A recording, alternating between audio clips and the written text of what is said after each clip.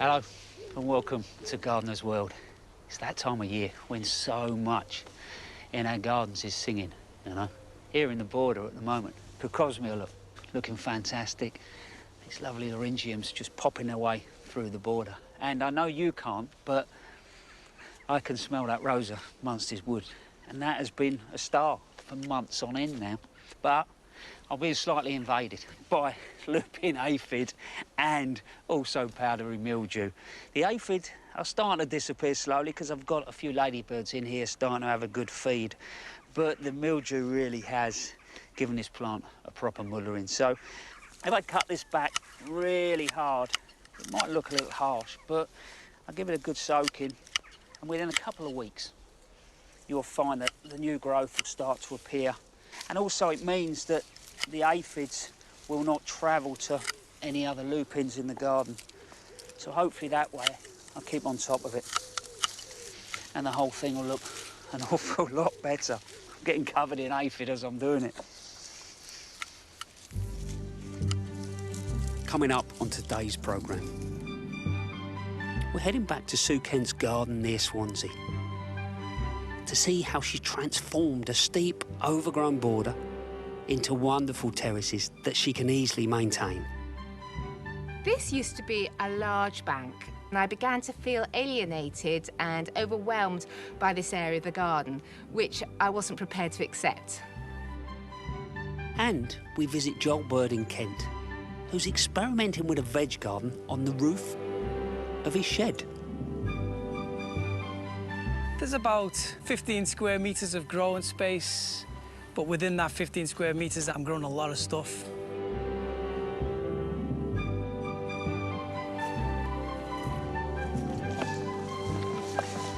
And I will be planting a tricky little spot under a rose and doing a few jobs in a veg garden.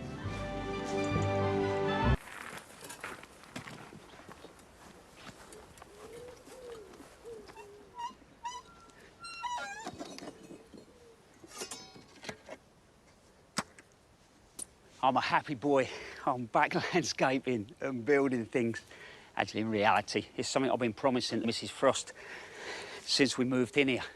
I can remember coming to visit and her stopping exactly this spot. And we were lucky enough to get that lovely view of the church in the village. And I promised her that at some point I would build this lovely little area she could come and just sit and enjoy it. But, you know, in our gardens and design in general, we need destination points that we feel comfortable in. Also, it's a focal point. It'll pull you through. What I'm going to do is I'm going to plant in front of it so your table and chairs will sit on what will be a brick-edged gravel terrace. But then when you arrive, when you're in it, you know, not just the atmosphere, but then we get a link to another part of the garden. Actually, if you look over there at the verbascum and the verbena, they were self-seeded. It's like they're queuing up to get into this area. So if you imagine over the winter, I'm going to take the turf off, prep the soil, and next spring plant into here. But I've done quite a bit so far. Let's crack on. Before I start this, I think we should talk about levels. This is on what seems a slight slope. If you look at the back there, the top of that peg will be finished level, so at the back of my terrace, it'll more or less look like a brick edge. But as we work across and we get to the front there, that's going to be sticking out the ground by nearly a foot. So I'm going to plant that, which will soften the view through, and you're going to come round the terrace, and then that will be the natural step. And that will help with the design because it will draw you into the garden. Once I dug out, I put a series of level pegs all the way around, just using the spirit level, just to make sure that everything is perfectly level. And then my concrete mix. That is a really wet concrete mix. I use 10 parts ballast to 1 part cement. Once that's done, leave it for a couple of days to go off, and then you can start building.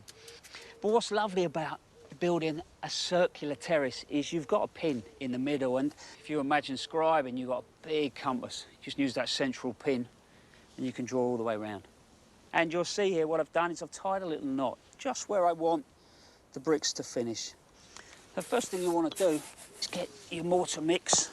So the mortar mix is made from soft sand and cement. And what I've done, this is a 5-to-1, so 5 sand and 1 cement. So what you do then is just bed that first brick on. And all I'm looking to do is use the string central, right through the centre of the brick and making sure it's square. Once I've done that, you've never done this before, it's not a bad idea just to use a tiny little boat level just to make sure that you're nicely level both ways. And it might seem like a lot of work, but I do promise you, when you start doing this, it is not only good fun, but when you finish, it's quite satisfying.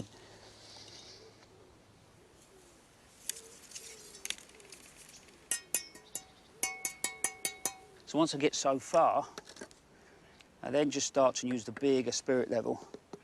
So what I'll do is I'll continue to work my way all the way round. And just so you can see, when I come and then put the next course on top, that's just going to sit halfway over that brick. And then at the front there, you imagine I'm going to have a retaining wall, and at the back, it'll look like just a little sort of brick edge. But I'm going to do that over the next couple of weeks. I don't know if you remember earlier on the season, we caught up with a lady called Sue Kent from Caswell Bay near Swansea. And she was born with an upper limb difference, not that that stops her gardening. And she's a lady that has definitely got her head round levels and made them work for her and her garden.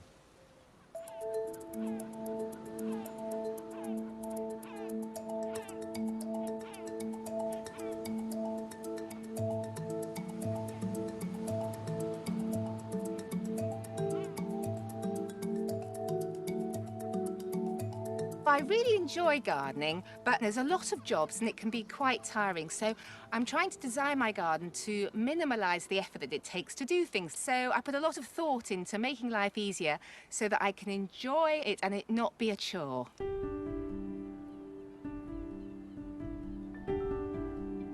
I've had this 3/4 of an acre garden for 31 years, but it's not always looked like this. This used to be a large bank. And weeding on a slope is quite difficult when you're standing on one foot and doing it with your toes. And I began to feel alienated and overwhelmed by this area of the garden, which I wasn't prepared to accept. I decided to do something radical, to start again by rethinking and redesigning this garden area to suit me and how I garden. I was inspired by a visit to Powys Castle and Gardens, which is in North Wales. And they had this long, thin, terraced walkway. And I thought I could redesign the bank to become a series of terraces that would be just wide enough for me to be able to reach with my feet to weed. And it's worked really well.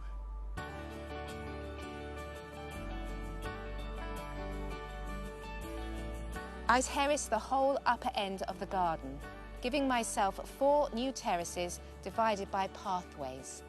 I've designed these beds so that they are not too deep, so I can reach always to the back of it and weed the whole area. I've put a cockleshell mulch on, which helps to suppress the weeds, and underneath the mulch is some membrane. This makes it really easy in terms of low maintenance, but I love the cockleshells. They tie in with being so close to the beach.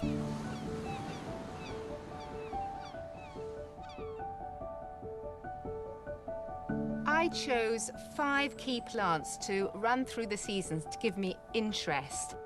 And I've repeated them symmetrically throughout this border. And I find that the repeating pattern of them is very calming.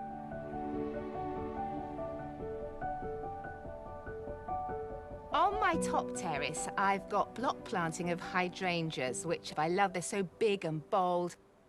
They really fill the space and act as a lovely foil to the blue agapanthus. And they have a sort of double function, so they're beautiful now, but I like to pick the heads and dry them. So in winter, I can remember what a lovely sight this is in the summer, and it brings me joy.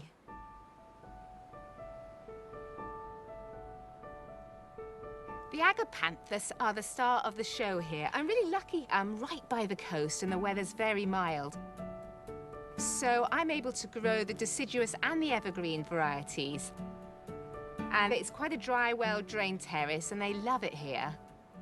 Yes, they can be a bit unruly and they fall over into the Shasta daisies below and mix in with them, but it's a really beautiful landscape. The Shasta daisies. They come and then they go, and so I've interplanted them with variegated and plain yuccas to give me a sort of interest all the year round.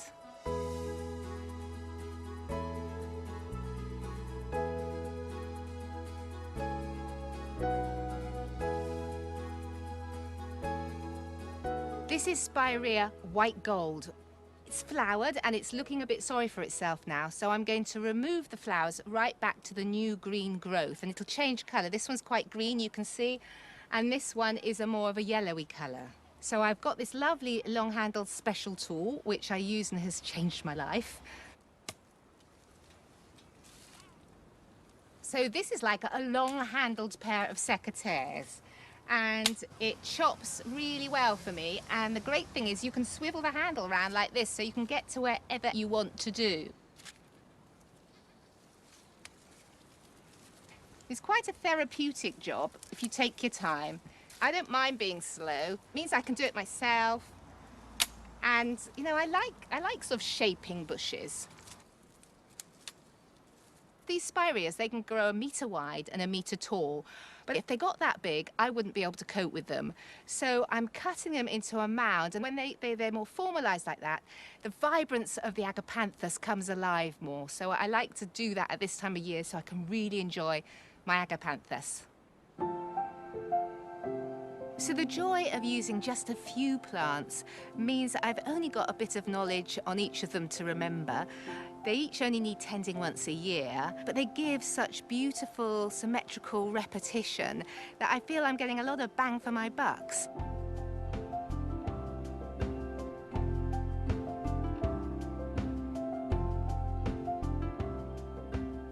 In between my 5 perennials, I usually plant 1 annual to keep it simple.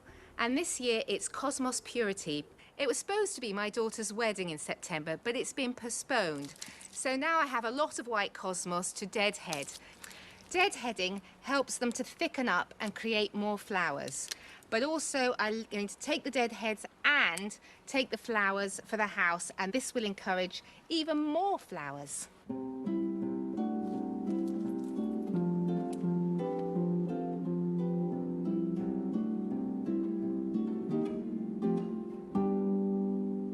When I buy plants from the nursery, they sometimes arrive quite small, and if I put them in the ground, I often lose them.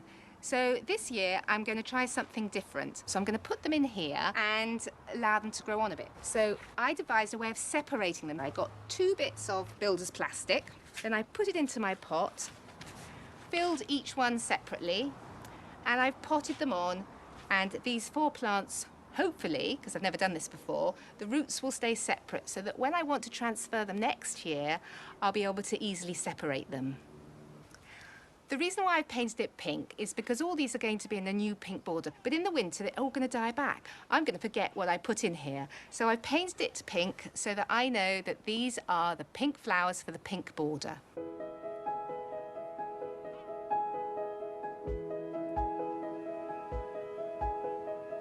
I think by taking the time to really consider the design in my garden, I've allowed myself for it not to become so much of a chore, but a real enjoyment. And I'm really proud of the way it's delivered with such impact. So I really feel I've earned my sort of wings as a bit of a homemade garden designer.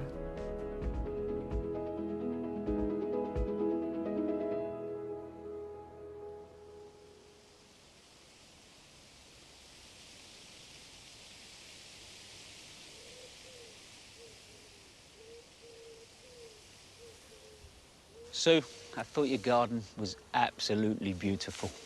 But the other thing I loved about Sue is the fact that she wasn't just accepting shrubs for what they are.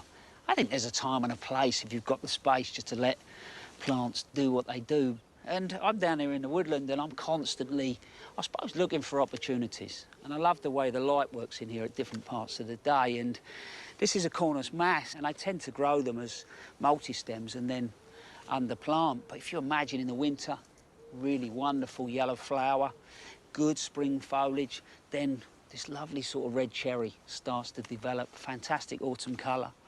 And then as it matures, the bark inside there on that stem picks up a real orange tone for it. And I noticed the other day that as the dappled light was coming underneath here, it was just picking up on the foliage. I thought if I just got in here and just started to prune out and just let some light in underneath, it would make a huge difference. When you're pruning and you're working back along a branch back into that main stem, what you're looking to do is get the secateurs at the blade side so the sharp side is right back tight against, just as there's a little sort of nugget that just comes out, and you just nip there, and then that will heal up really nicely. If you start using the secateurs the other way around and the thick part is there, you'll end up with tiny little nuggets that stick out, you know, and there's a chance of dieback and pests and diseases getting into there. So you end up with nice, neat cuts that will heal up quickly. Can probably even fit a couple more plants in.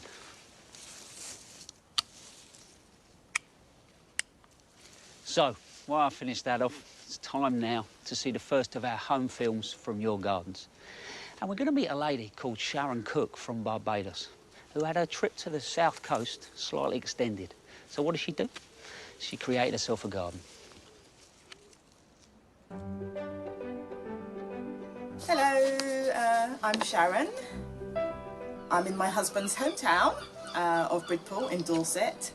This is our rented home, and when we got here there was no garden whatsoever. So, came in March, was going to be here for 2 months because I was going back to Barbados, and then of course my flight got cancelled and cancelled again, and I'm still here. So I decided to create a cottage garden with the emphasis on wildlife. Dug the beds, put in some sheep manure and planted. So we've got cornflowers, we've got nasturtiums, we have this fantastic Verbena bonariensis, which is a brilliant plant. It adds height without adding density. Butterflies and bees absolutely adore it. And we've actively planted tomatoes, 2 varieties, one called Amateur and the other one called Gardener's Delight. And Gardener's Delight is our favourite tomato. I might have planted a little bit too much because the idea was I was going to plant this year and it would be oomph next year. But I planted in March and we had so much heat in May, and then by June the garden had already gone oomph. Now I'm looking forward to getting back home in a few days.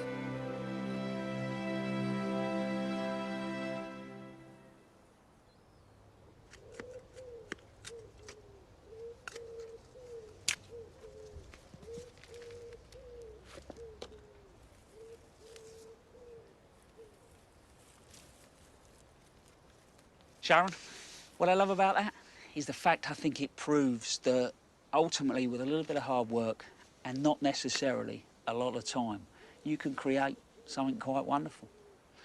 This was this sort of little problem area that I was talking about earlier on, and we'd already put this rose against this old wall, and it's rows of Falstaff we've clipped as a climber.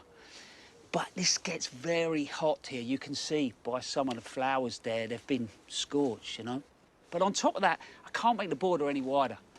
I think a lot of us at home deal with this. We've got a fence runs down the side of the garden. You know, we can't make our borders too wide because, you know, the smaller spaces are needed for so much more. How do we deal with that big vertical in the background? And don't be averse to getting as high up the wall as you can.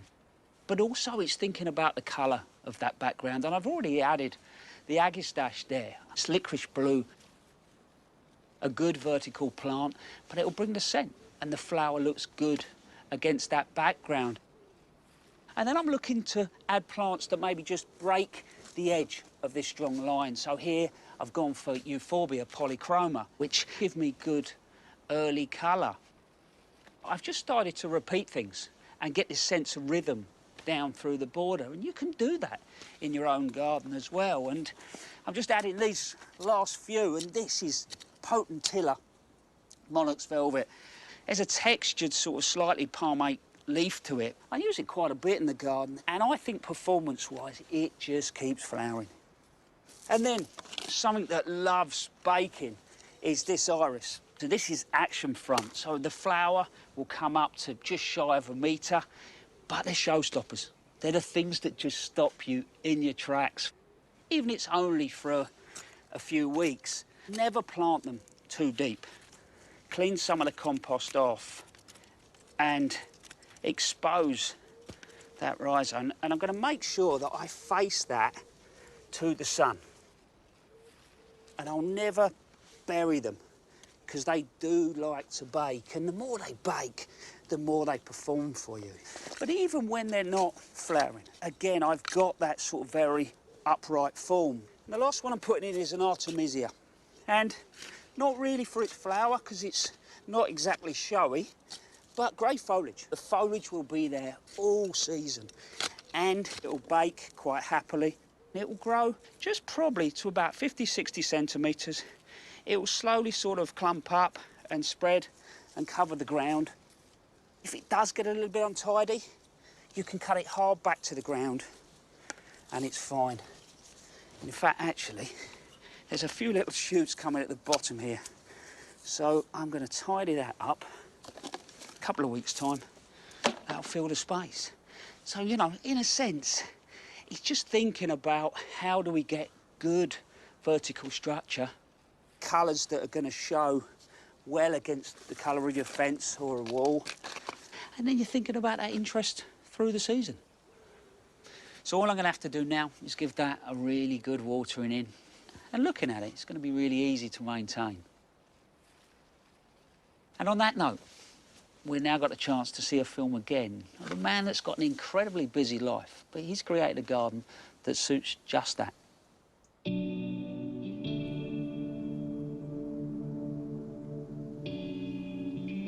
I'm Carl Woodfield. I live in a little village in Hampshire called Lockerley. The garden's really special to me because I spend 8 months of my life a year in a steel box. And I always buy a few plants for my cabin on board because I don't like to be the only thing growing in it. I'm a captain in the Royal Fleet Auxiliary. We operate worldwide in support of the Royal Navy. I am the only gardener in the family. My wife is bringing up 3 children. I can't ask her to take on my garden as well. So there's some fairly intensive gardening that goes on when I'm at home. But the garden fends for itself when I'm away.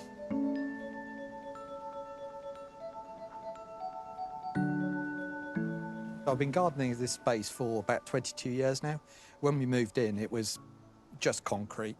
I started gardening in pots, etc., but found it quite difficult because I'm away from the home for 4 months at a time. I lost a lot of plants, and I realised that I needed borders so that the plants could survive without me.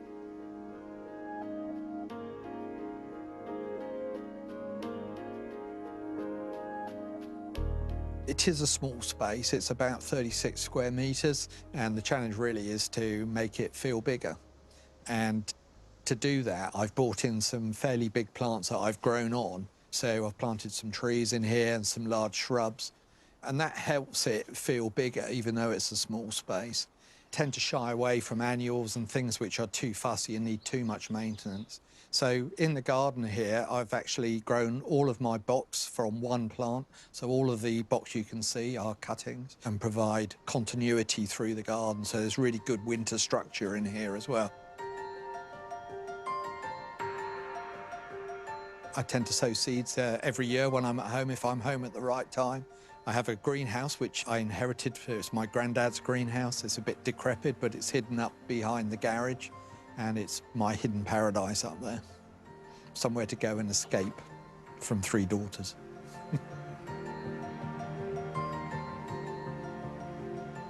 I have quite a few hostas in the garden because they're great form and they fit in really well with the design. I obviously, you know, suffer with slugs and snails like everybody else, but I'm lucky at the moment is I have a hedgehog which hoovers up an awful lot of slugs and snails. I've got splashes of colour in the garden throughout the year. And one of them that's out at the moment is the hydrangea Annabelle. She's got some fantastic white blooms and just adds a little bit of interest and colour, but not too much. My job is very challenging, but coming home and having this space as a green, verdant space is fantastic for me and my mental well-being. My kids say if they can't find me, they know exactly where I am. I'm out in the garden.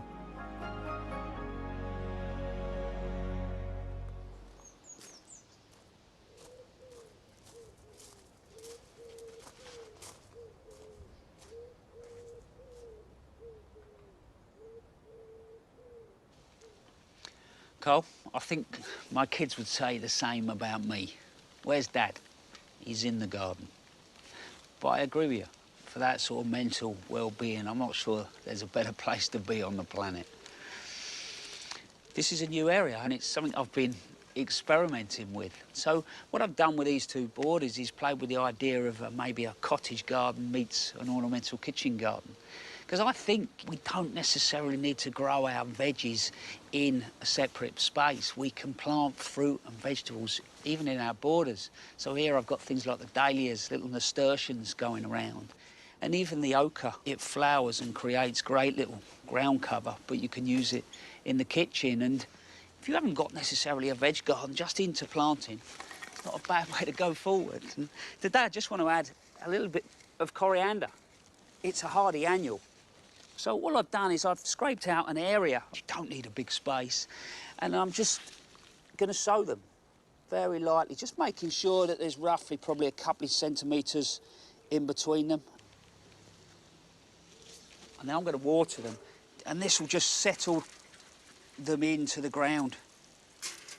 When I start now to cover those back over, they won't move.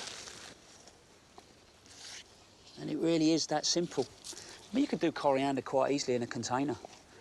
On a windowsill or outside the back door, it would work really well. And that's it. Keep us in coriander for most of the winter. Still to come on today's programme.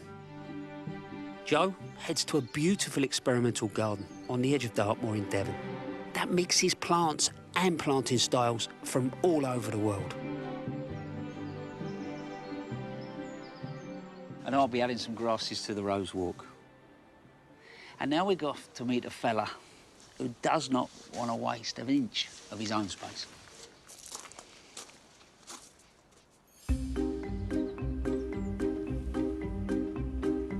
I think of myself as a bit of a veg shed man.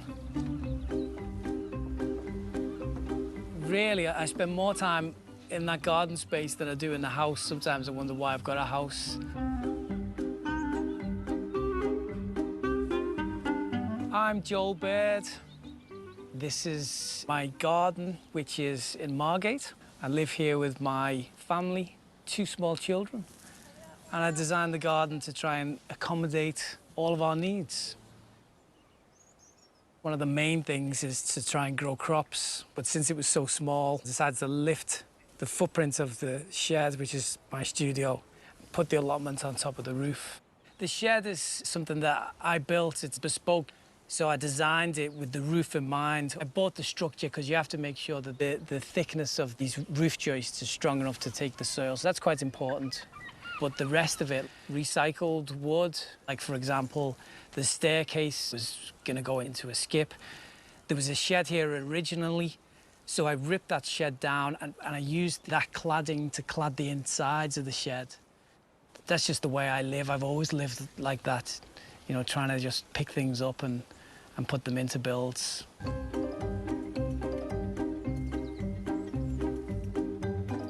This is where I grow all kinds of fruit and vegetables.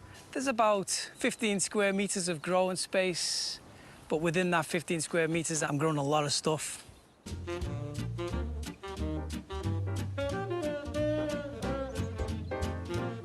We don't have any fences up here, but we're careful about not going too close to the edge.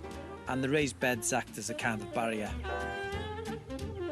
I think of the garden as a garden in the sky, really. It's a very, very hot space, especially on a day like today.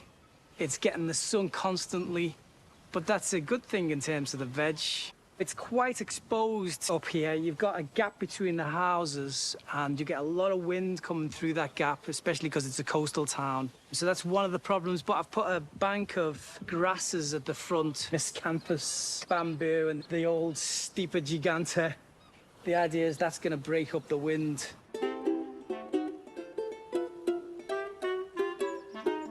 So today I'm going to do a little bit of harvesting like I always do. These potatoes here will be going straight into the pot later. When I first planted the potatoes, the original idea was that I wanted to grow my own scouse. Scouse is a Liverpool stew, really. Actually, scouses are named after the food scouse. So I always put my potatoes in my scouse. It's part of our life. Everyone in Liverpool eats scouse when they're growing up. It's quite important for me personally to try and be, you know, as self-sufficient as I can. It's part of my life, really. I've always been an artist, a musician, things like that. So it was always about trying to save money and live frugally. It keeps our shopping bill down.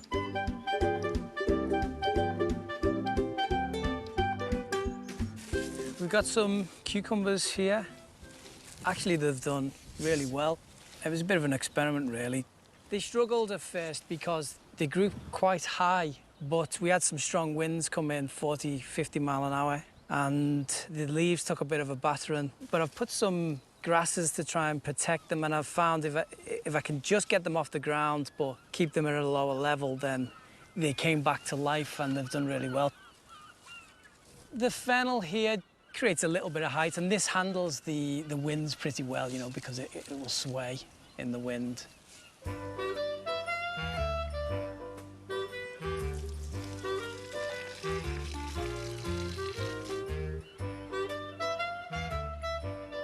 So this is the herb garden.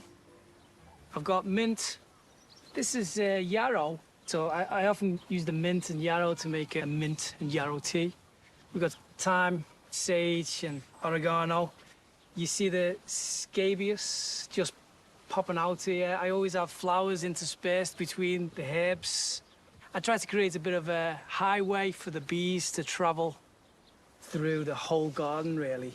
And so along the way, they're going to be pollinating. This is a great place for the herbs. They like free drainage. They like to be out in the open. I put the herbs at this end of the roof because this is the driest part of the roof because the gradient takes the water to the front, and I know they can handle it. I have the irrigation system, and that filters through into a gutter and then it eventually ends up in the fish pond. Really, I'm just trying to not waste water. Part of the joy of gardening to me is definitely the nature. I could probably be more prolific if I waged war on the snails and the aphids, but I'm not interested in that. I like to see the butterflies laying their eggs on the crops, that's fine. So it's always been part of the philosophy for me is not to have a perfect garden.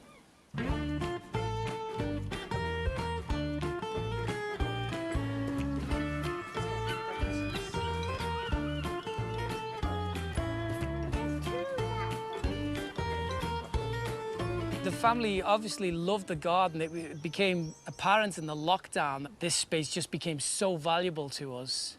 And I found that we instinctively congregated around the shed, around that garden space. We found in the end that we were spending all day out here.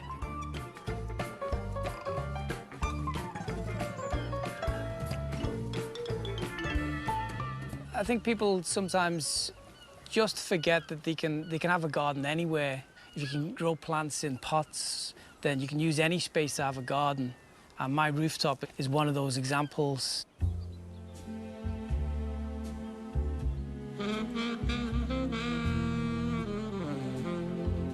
I often go on the what I call the deadhead stroll, where those few hours at the end of the day is a nice peaceful time for me. I'm quite lucky because the sun goes down in the gap between the houses and I can watch the sunset over the sea.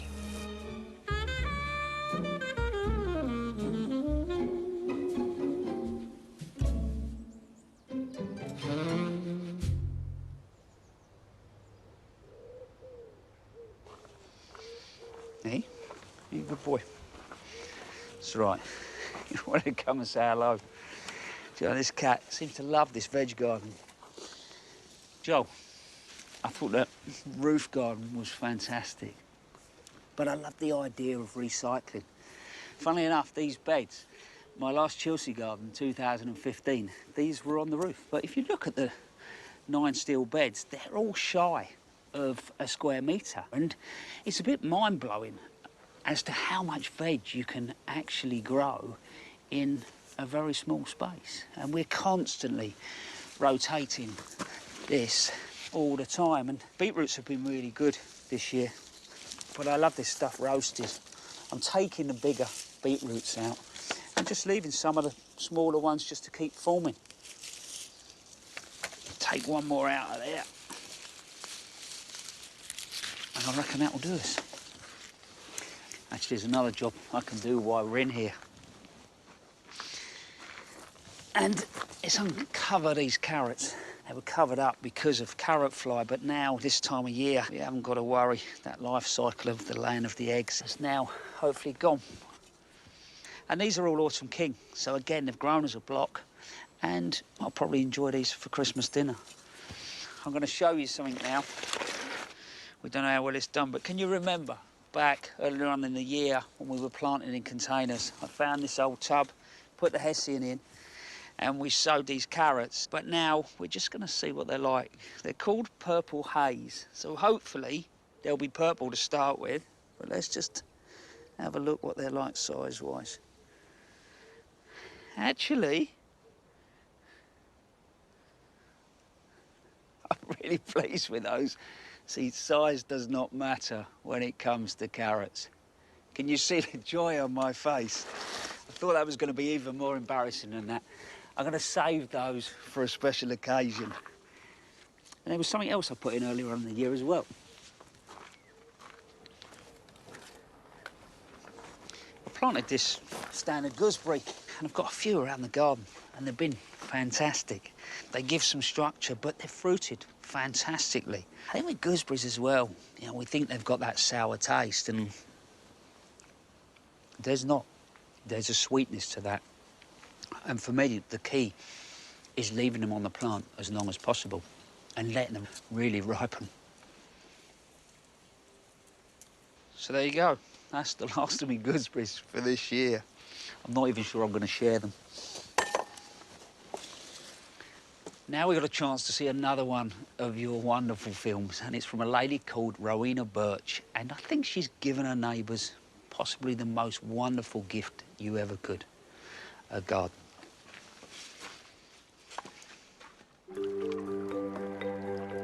I'm Rowena, and I live here in a red brick terrace house built in 1870 in Manchester.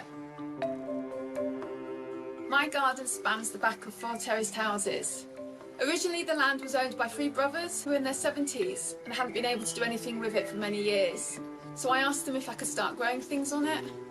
They were so pleased that someone was using the land that they gave it to me.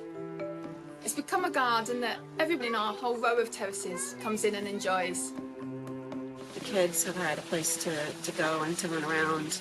The garden's beautiful, giving them like a little oasis. So this is where the old playhouse used to be. As you can see, we've replaced it with this pagoda that we've made. I just love the fact that the plants were already climbing all over it. Great new place for us in the garden to enjoy.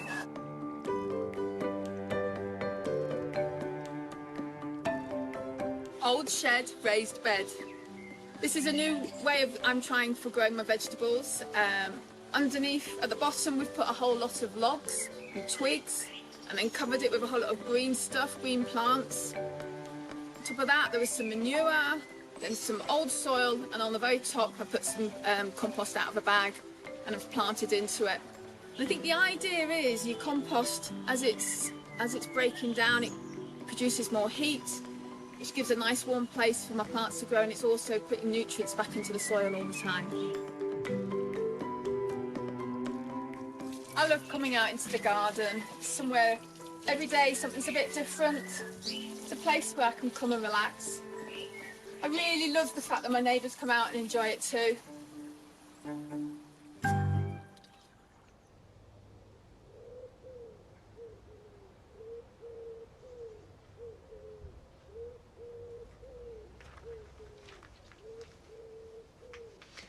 Rowena, that's an incredibly kind thing to do. I've watched that, and the best thing to say is actually I just feel warm inside, and the garden was really beautiful as well. It's lovely to see a community using a space. Each year in the veg garden, I've always got an experiment going on, so I'm trying to grow something new.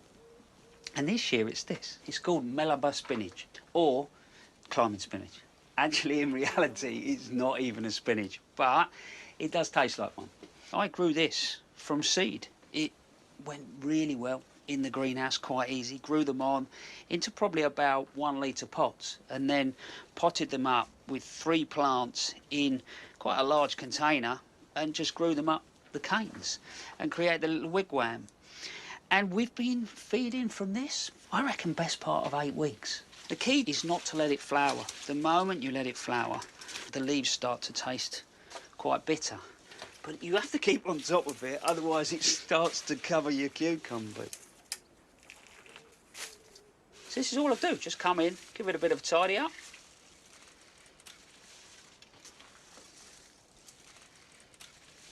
If I taste one of the leaves, one of the smaller ones, it's thicker than a spinach leaf, but it's got that real spinachy flavour to it. So, if you've got a greenhouse, next year, why not give it a go? Because that, for me, is what gardening's all about. It's just one big experiment. And now we've got a chance to watch again a visit Joe made to a garden in Devon that takes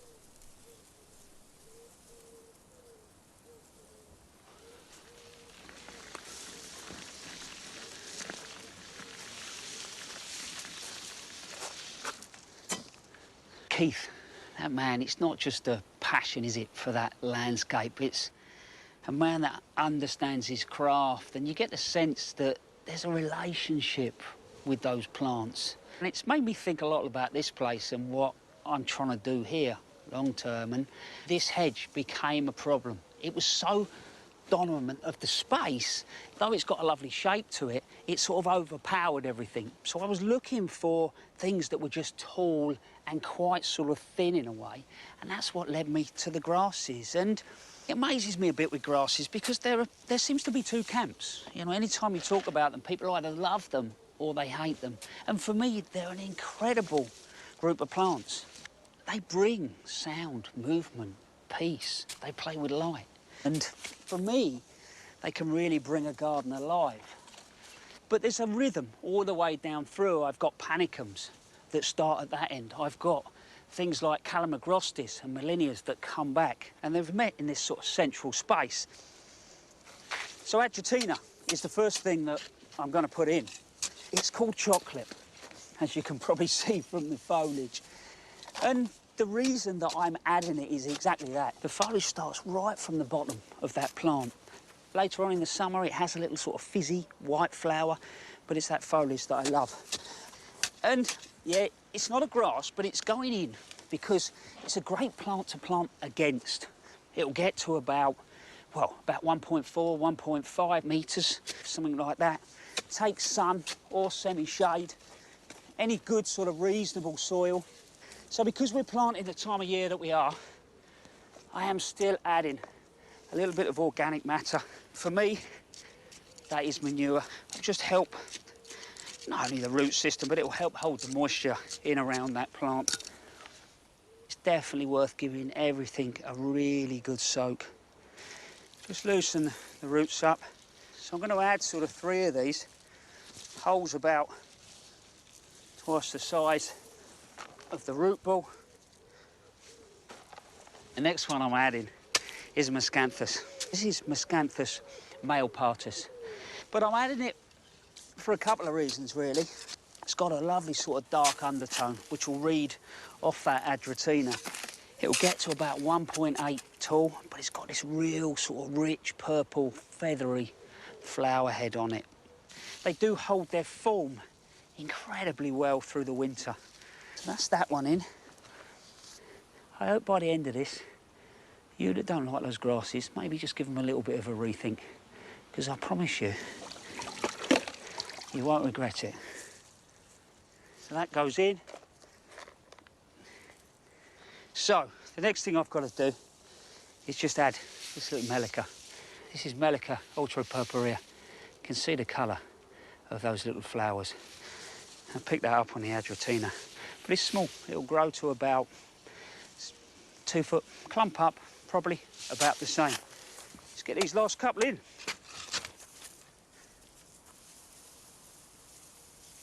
Let's place that in. So I think the final one can just go in there.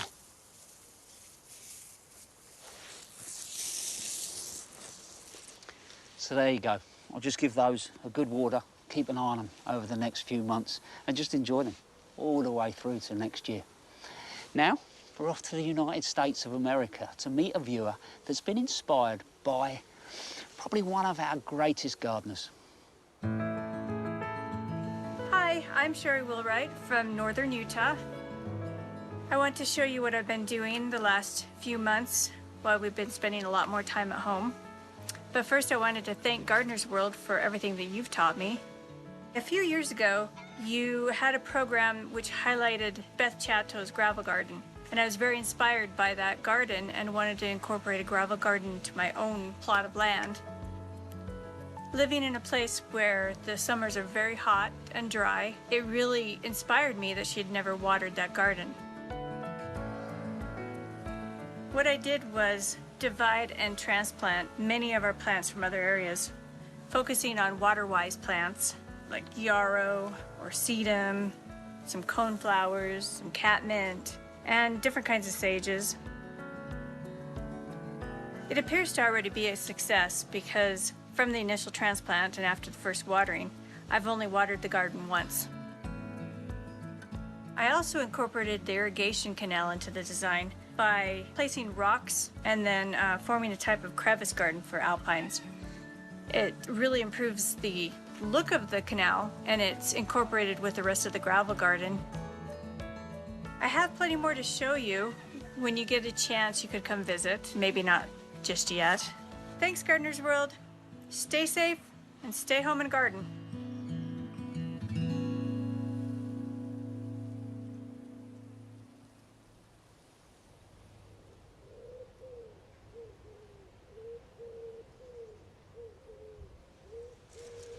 Sherry, thank you very much. And I couldn't agree with you more about spending more time at home in the garden. And if you do, just every now and then, something completely magical happens, all right? You have a look at this. Going in and out of there is a leaf cutter bee. Look closely at the roses. You can see the cuts out of the leaves. Don't worry about those if you've got them. That's a good thing, as far as I'm concerned. I only built that bee hotel about a month ago. I did not think for one moment it would be used this year. Isn't that incredible? So you know what I'll be doing this weekend? I'm going to make a load more of these and fix them to all these sunny posts. Just remember to make sure the holes are deep. Mine are well over 4 inches long and have smooth sides. But if you don't fancy doing that, here's a few more jobs you might want to do at the weekend.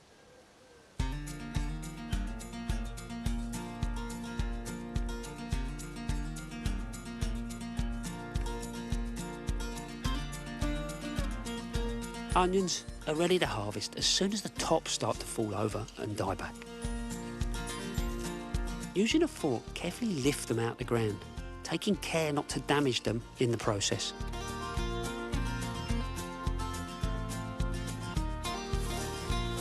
Dry somewhere airy until they turn brown and crispy. I'm laying them out on some old chicken wire, just like my granddad used to do.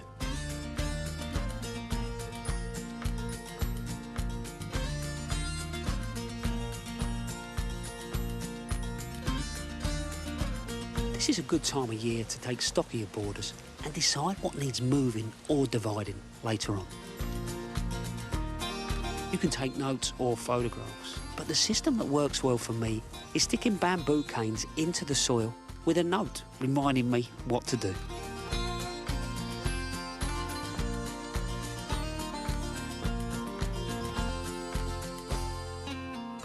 If your strawberries are healthy and sending out runners, now's the time to propagate them if you want more plants.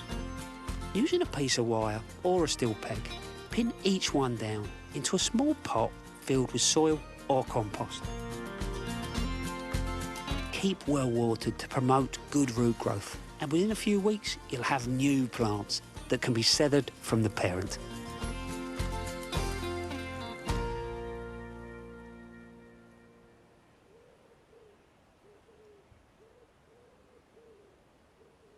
Well, we're nearly at the end of the show, but before you go, I need to show you something. Have a look at this, look.